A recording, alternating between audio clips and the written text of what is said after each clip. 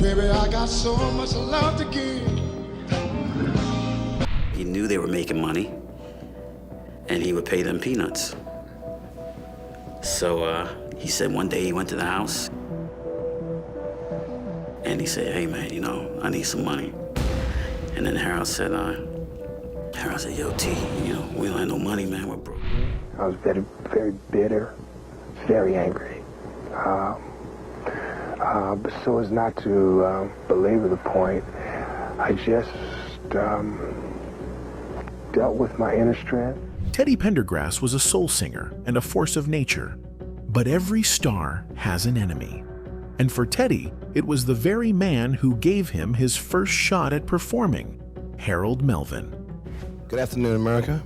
No, I'm Harold Melvin. Good. Let go of the mic, Harold. While their partnership created timeless hits, jealousy and betrayal turned brothers into enemies. Dad followed him. He looked through the keyhole, picked up the mattress, and he said it was stacks of money there. And he said he took a 100 bill off of one of the stacks, and he came out, and he was like, man, hey, this is what I can do. And Teddy didn't just clash with Harold. Rumors of explosive tempers and feuds with other industry giants followed him everywhere. But was it really his fault? Let's talk about it. Teddy Pendergrass's voice was heavy, raw, and full of conviction. When he opened his mouth, you felt it in your chest, and that presence was already being shaped long before anyone knew his name. Teddy was born March 26, 1950, in Philadelphia, Pennsylvania, the only child of Jesse and Ida Geraldine Pendergrass. His mother, Ida, thought of him as a blessing, and she raised him with strict faith. By the age of 3, Teddy was already singing solos. Church became the foundation of his voice, teaching him not just how to hit notes, but how to pour spirit into every sound. But Philly in the 1950s wasn't an easy place to raise a child alone. His father wasn't around, and Ida carried the weight. She worked hard, gave Teddy discipline, but also freedom to dream. He sang in choirs, played drums on machines at her workplace, and started to imagine a life beyond the narrow streets of North Philly. Still, life outside the church walls could be rough. Teddy's neighborhood had its share of gangs and crime, and as a teenager, he even landed in the Youth Study Center after being wrongfully arrested. Spending 4 months behind bars for a crime he didn't commit hardened him early, but also sharpened his determination to find another way out. Music was that way. Inspired by Jackie Wilson, whom he once watched electrify a crowd at the Uptown Theater, Teddy decided he wanted that life. So he kept working, singing with local groups, learning the ropes. By the late 1960s, Teddy had settled into drumming. He was good enough to tour as a live musician, but even then, he knew his true gift wasn't behind the kit. He wanted to sing. He wanted the spotlight. His chance finally came in the early 70s when he landed a spot as drummer for the Cadillacs, a doo-wop group with some name recognition. And it was during a performance with them that everything changed. Harold Melvin, leader of a group called the Blue Notes, was in the audience. He heard Teddy and saw something others hadn't yet. At first, Teddy was just hired as a drummer, but Melvin was shrewd. He knew raw star power when he saw it. What I did was I was playing drums for a band in Philadelphia, and Harold was looking for a group to replace some guys that he needed to replace to reform the Blue Notes. So I was playing drums, and he came in and he hired the guys that I was playing for. Soon, he gave Teddy a shot at lead vocals. The moment Teddy stepped up to the mic, the entire dynamic of the band shifted. The Blue Notes had been around since the 50s. They were respected, but not superstars. Their sound was polished, smooth, soulful, but missing a spark. Teddy became that spark. His deep, growling baritone gave the music urgency. With Teddy at the front, the group landed hits like I Miss You and If You Don't Know Me By Now. The records climbed the charts, and suddenly the Blue Notes were everywhere. Teddy's commanding voice and stage charisma drew massive attention. Fans began to see the group as Teddy Pendergrass and the Blue Notes. whether Harold liked it or not. But in those early years, the chemistry between Teddy and Harold still worked. Every searcher went away. However, as the Blue Notes reached their peak, a question began to hang over every stage they touched. Was Harold Melvin still the leader of the group, or had Teddy Pendergrass become the real star? At first, Harold positioned himself as Teddy's guide, someone who knew the business and could show him the ropes.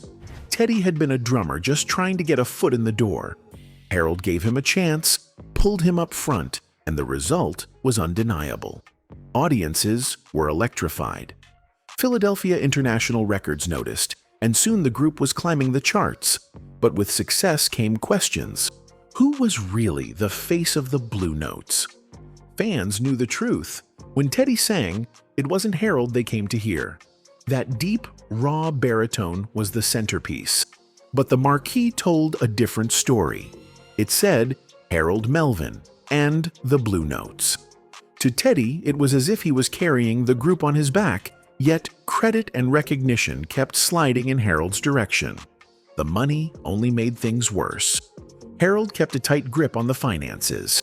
Band members remembered staying in cheap motels, scraping together enough for food, while Harold himself was seen in luxury hotels, surrounded by friends, spending freely. One night at the Playboy Club in Los Angeles drove the point home. After a tough show and long hours on the road, the group struggled to cover their hotel bills. When Teddy went to Harold for help, he walked into a room stacked with cash. Harold laughed and brushed it off while his bandmates went hungry. My dad followed him. He looked through the keyhole and picked up the mattress, and he said it was stacks of money there. And he said he took a $100 off of one of the stacks, and he came out, and he was like, man, hey, this is what I can do. Teddy wasn't quiet about his frustration either. In interviews, he remembered people constantly mistaking Harold for the man behind the music. Fans would run up after shows praising Harold, and Teddy would seethe. "That was a great show, but that's not Harold," he snapped once.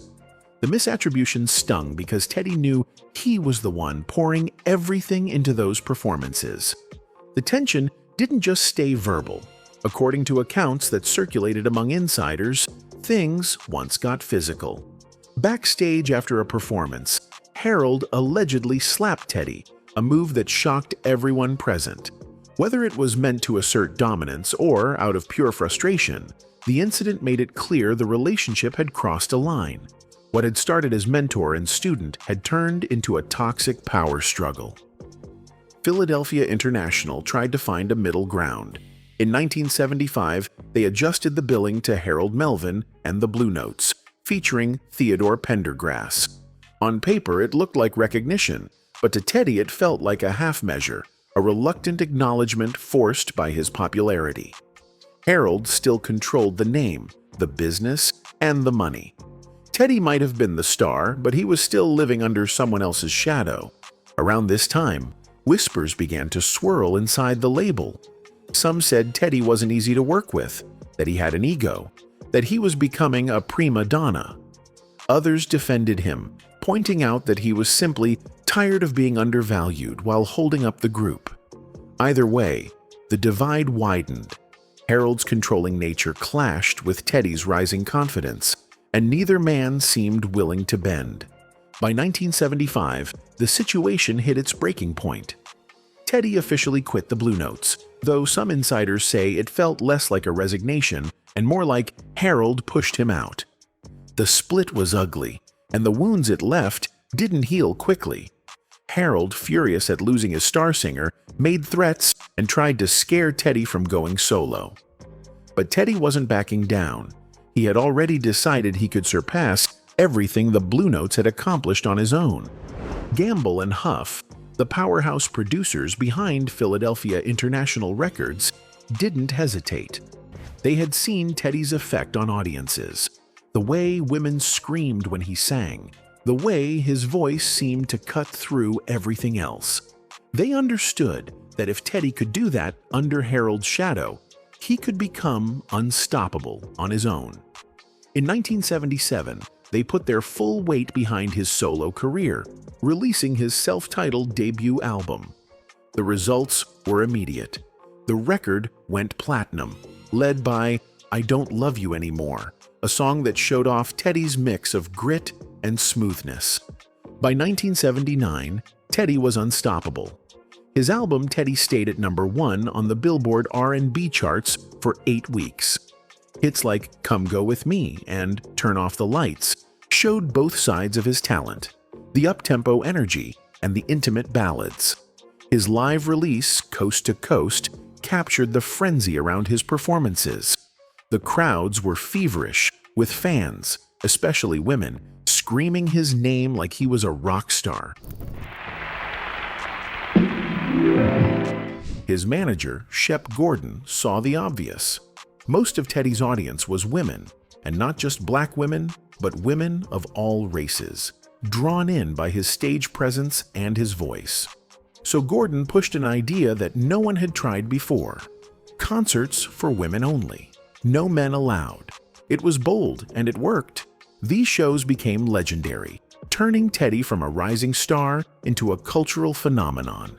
The press labeled him the Black Elvis, not just because of his mansion outside Philadelphia, but because of the way his fan base mirrored Elvis's own hysteria.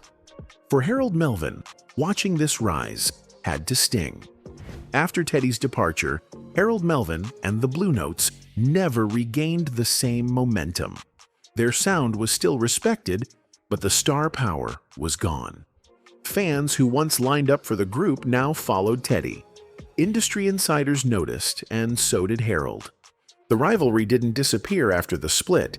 It simmered in public comments and private grudges. Teddy rarely mentioned Harold by name, but he made it clear that leaving the group was the only way forward. Harold, on the other hand, couldn't hide his resentment. He told people Teddy was ungrateful, that he had been given everything he needed. But the contrast between their careers told the real story. Teddy was selling out arenas. Harold was fighting to keep his group relevant. However, with Teddy's success came rivals. And in soul music, rivals didn't just trade jabs in interviews. Sometimes the tension spilled into real life. 2 names kept coming up around Teddy's rise: Marvin Gaye and Bobby Womack. With Marvin, it was complicated. Marvin had already cemented himself as a legend by the time Teddy was making noise. He had What's Going On, Let's Get It On, and the kind of mystique most singers could only dream of. But by the mid-70s, Marvin's personal life was unraveling. He was battling drugs, going through divorces, fighting with Motown, and trying to escape the IRS. Teddy's star was climbing at the exact same time Marvin's was dipping. And in music, nothing stings more than watching someone younger, fresher, and hungrier start to take the spotlight. Marvin dropped the song, Ego Tripping Out, in 1979, and plenty of folks swore it was aimed at Teddy.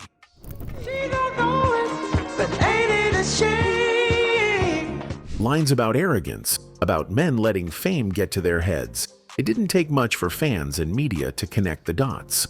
Maybe it wasn't directly about Teddy, but when the comparisons were flying, Marvin didn't like it one bit. And to make it worse, their personal lives overlapped in ways that made things even messier. Janice Gaye, Marvin's partner at the time, later admitted she had an affair with Teddy. She said she and Marvin were separated, but Marvin clearly didn't see it that way. Imagine being Marvin, already dealing with career problems, addiction, and paranoia, then seeing your partner step out with the man everyone's calling your replacement. I look at a woman, I see how she wears her hair and her nails and her feet. It starts there. It boiled over one night when Marvin confronted Janice, knife in hand, warning Teddy to stay out of LA if he knew what was good for him. That's how personal and how dangerous the tension got. Teddy never publicly threw shots at Marvin, though. He let the records, the sold-out shows, and the screaming fans speak for him. With Bobby Womack, the tension was more direct. The 2 men actually hit the road together after Teddy left the Blue Notes. On paper, it was a strong bill. Bobby, the seasoned soul man with grit in his voice, and Teddy, the rising star with swagger to match. But anyone who's been around tours knows egos clash when it comes to billing. Who goes on last? Who gets the spotlight? That's where things exploded. One night, Teddy recalled, it was his group's turn to close. Bobby didn't like it. At the last minute, Bobby tried to flip the script, claiming he was suddenly well enough to perform again, and walked toward the stage after Teddy had already ended the show. Teddy wasn't having it. He ordered the sound man to cut Bobby's mic. The lights went out. Silence. Show over. And in front of that crowd, Bobby was left standing there with nothing. That move embarrassed Bobby Womack, and it didn't end on stage. Backstage, the situation nearly got violent. A member of Bobby's crew threatened to shoot Teddy. For hours, Teddy had to hide out in his dressing room until things cooled off. Looking back, some people say both men were too stubborn. But when you think about where they came from, humble beginnings, little money, fighting for every inch of recognition, it makes sense. By the late 1970s, Teddy Pendergrass was the face of Philadelphia International Records. But the bigger his star got, the more cracks began to show inside the Philly sound empire. Kenneth Gamble and Leon Huff had built Philadelphia International into a hit factory. They had a system, a sound, and a level of control that rivaled Motown in its prime. Artists came in, sang the songs the producers wanted, and the label handled the rest. But Teddy wasn't built to be just another piece of that machine. His voice was too strong, his image too powerful, and his ambitions too big to stay inside someone else's formula. He had so much power, and his presence was just incredible. You know? At first, the relationship worked. Gamble and Huff gave Teddy the platform he needed when he broke away from Harold Melvin. They knew they had something special in him, and when he dropped 5 consecutive platinum albums between 77 and 81, Gamble and Huff were making money, but they were also losing control. Teddy wasn't just a singer anymore. He was a brand, and he wanted to call the shots. The friction with Leon Huff became obvious around 1980. Teddy's TP album was the first without Gamble and Huff's direct production, and that wasn't by accident. Teddy wanted to shape his own music. He didn't want to be locked into the Philly sound formula of lush strings and smooth arrangements. Romantic groove, yeah. He wanted more freedom, more edge, and ultimately, more ownership. But in the world of Philadelphia International, that kind of independence came with consequences. Money only added fuel to the fire. There were constant whispers about royalties, artists claiming the label wasn't paying fairly, that Gamble and Huff kept the lion's share, while performers were left fighting for scraps. Teddy wasn't quiet about it. He felt like his success was outsizing his paycheck, that the men who helped him rise were also holding him back. For someone as proud and ambitious as Teddy, that was enough to turn business disagreements into personal clashes. Behind the scenes, there was also the shadow of Philadelphia's Black Mafia. The Black Mafia had a reputation for extortion, for enforcing street taxes, and for making sure that anyone moving money in their city answered to them. For entertainers, especially black entertainers from the city, the danger wasn't abstract. It was right outside the venues they played, in the neighborhoods they grew up in, and sometimes sitting at the back of the club while they performed. If you were making money in Philly, you were on their radar. And Teddy Pendergrass, with his flashy cars and sold-out concerts, was hard to miss. There were stories that Teddy had drawn the attention of these figures almost from the moment he broke from Harold Melvin. Harold himself had been known to keep company with hustlers and gang figures, including Fat Tyrone Palmer, a kingpin later executed by the Black Mafia. In that world, business and street ties often overlapped, and Teddy's decision to step out on his own only heightened the tension. Some said Harold had threatened Teddy, and in that climate, threats had weight. To protect himself, Teddy was rumored to have reached out to the very people others feared, the Black Mafia. However, Teddy's manager and girlfriend, Taz Lang, had been murdered in 1977. a crime that remains unsolved to this day. Many believed her growing influence over Teddy's career and the money flowing through it made her a target. Some said the Black Mafia resented the way she tried to shield Teddy from the street politics tied to the music business. After her death, Teddy became more guarded, more insistent on controlling his own path, and that didn't make things any easier with Gamble and Huff, who were already struggling to rein him in. The power struggle reached a point where it wasn't just about music anymore. It was about image, control, and the future of the label. Teddy was outselling almost everyone, including acts Gamble and Huff had personally. The balance of power tilted, and Teddy knew it. He could sell out shows on his name alone, while Philadelphia International's brand depended heavily on him. That gave him leverage, and he wasn't afraid to use it. But to Gamble and Huff, it felt like betrayal. They had believed in him early, had built their empire partly around his voice. And now, he was pushing back, trying to break free of the very sound that made him famous. Leon Huff, in particular, clashed with Teddy over creative choices, often butting heads in the studio about arrangements, production, and direction. Huff was used to calling the shots. Teddy wasn't interested in being told what kind of record he could or couldn't make.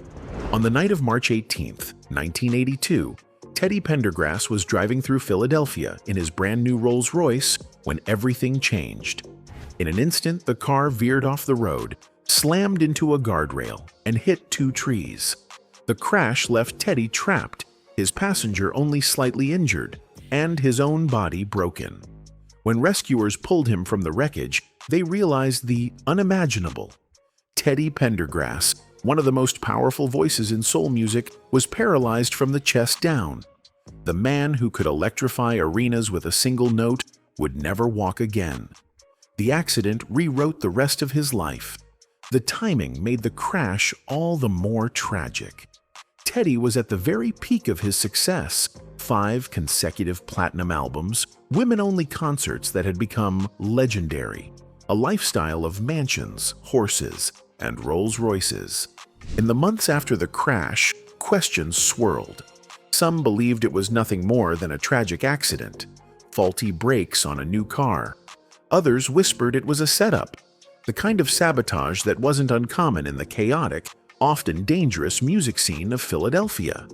Teddy himself, when pulled from the wreckage, reportedly begged not to be left alone, as if he feared something more than the crash itself.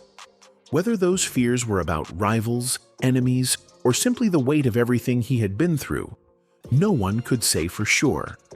What was clear was that Teddy's body was changed forever, but his voice and his will remained. The years that followed were marked by resilience. Teddy slipped into a depression at first, mourning the life he once had. But he didn't stay there. With therapy and determination, he found a way to keep singing, to keep creating. For many, many years, I had no idea of what I could do or what I had to do to keep my life moving forward. He recorded new albums, adapted to his new life, and even performed again, sitting in his wheelchair with the same commanding voice that once made crowds scream. His music became proof that his gift hadn't been silenced, even if his body had been. Still, the ghosts of the past never fully went away. His relationship with Harold Melvin remained strained, and although there were moments of civility, true reconciliation never came, even till Teddy's death